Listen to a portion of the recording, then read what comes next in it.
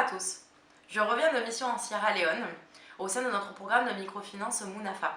J'en profite pour vous sortir de vos zones de confinement et vous embarquer en voyage avec moi au sein des quartiers de Freetown.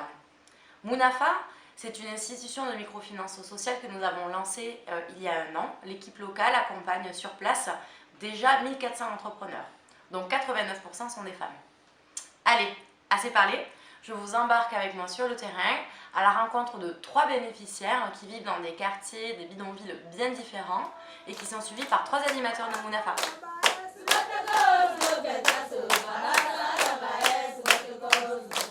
On commence par le bidonville de Kaniké. Ce quartier est vraiment tentaculaire et à la fois lumineux et sinistre. Des centaines de cahutes en tôle très serrées et partout autour, des tas d'ordures et des mares d'eau croupie. Alice, c'est une restauratrice de rue. Chaque matin, elle se lève très tôt pour cuisiner et vendre des beignets. Ces préparations sont achetées par toutes les mamans du quartier pour la gamelle de leurs enfants qui partent à l'école. C'est la bonne heure. Les clients affluent, les ventes sont bonnes. Abbas, l'animateur d'Alice, vient lui rendre visite. Il profite d'une accalmie pour faire le point avec elle sur son prêt, son activité, son stock, ses difficultés et ses succès.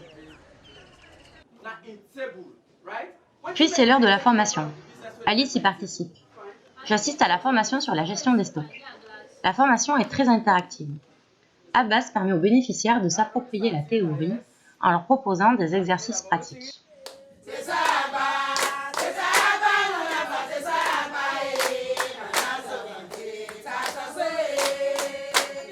Un autre jour, nous partons dans le bidonville de Susan's Bay, un bidonville de bord de mer, le plus impressionnant de la ville. Nous avançons en file indienne, dans des ruelles de plus en plus étroites et obscures. L'animateur, à l'usine, en charge du quartier, m'explique que Susan's Bay est l'un des quartiers les plus pauvres de Freetown. Il est souvent ravagé par des incendies, des inondations, la maladie. Les gens n'ont accès à rien, ni l'eau, ni l'électricité. Ils doivent payer pour accéder aux latrines. Notre place est vraiment ici, auprès de ces entrepreneurs très vulnérables.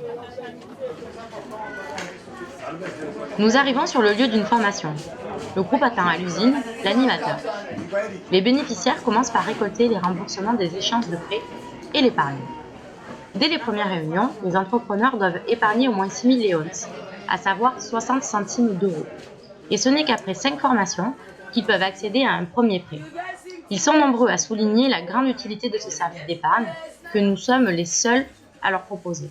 Car grâce à cette épargne, ils peuvent faire face aux difficultés imprévues et éviter de piocher dans la caisse de l'activité.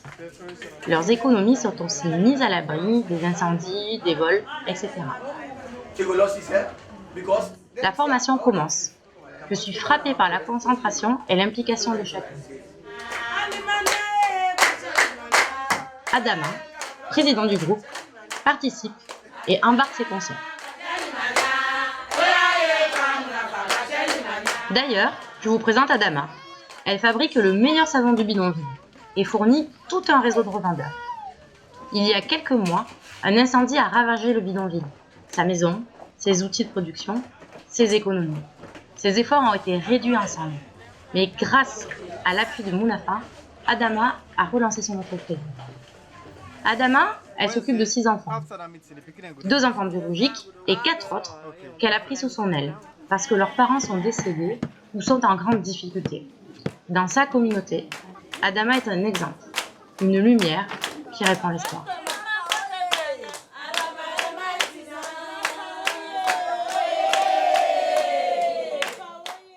Aujourd'hui, nous avons rendez-vous avec Khadija, une autre animatrice. Nous sommes à Dwarzak, un bidonville de montagne où les pieds sont le seul moyen de transport. Les habitants bénéficient souvent d'une petite cour d'un arbre. Cela a l'air plus vivable que dans les autres bidonvilles du bas de la ville. Mais ici aussi, l'accès à l'eau et à l'électricité est très problématique. Et le quartier est à la merci de glissements de terrain pendant la saison des pluies. Khadija parcourt à toute vitesse les chemins. On a du mal à la suivre. Elle connaît très bien la zone, elle fait partie de la communauté. Elle est très proche des bénéficiaires, tout en sachant garder la distance professionnelle nécessaire.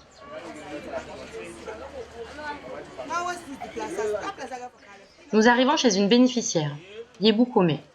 Elle nous accueille avec un sourire timide. Yebou est restauratrice et c'est l'heure du déjeuner. Alors on lui achète son plat. Et sa cuisine est très bonne. Yebou nous partage que depuis qu'elle est accompagnée par Munafa, elle a doublé sa production. Elle a plus de trésorerie pour acheter plus d'ingrédients et du coup, maintenant, elle fait 2 services au lieu d'1. La formation se tient dans la maison voisine et commence par un chant et une danse. On utilise ces brises-glaces pour extraire les femmes de leurs soucis, les rendre plus réceptives pour la formation, moins timides pour partager leurs expériences et leurs questions.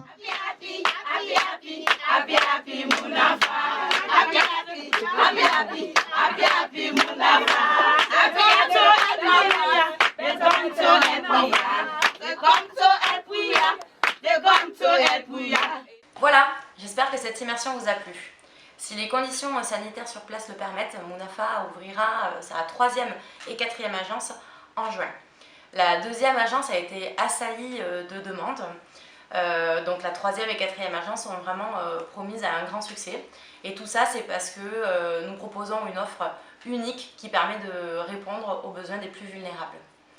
Alors, je transmets de votre part tous vos encouragements à nos bénéficiaires, mais aussi à l'équipe locale qui fait un super travail sur place dans des conditions difficiles et tout ça dans un seul objectif, permettre à ces entrepreneurs de réaliser leurs rêves, à savoir améliorer leurs conditions de vie et envoyer leurs enfants à l'école. Merci, à bientôt.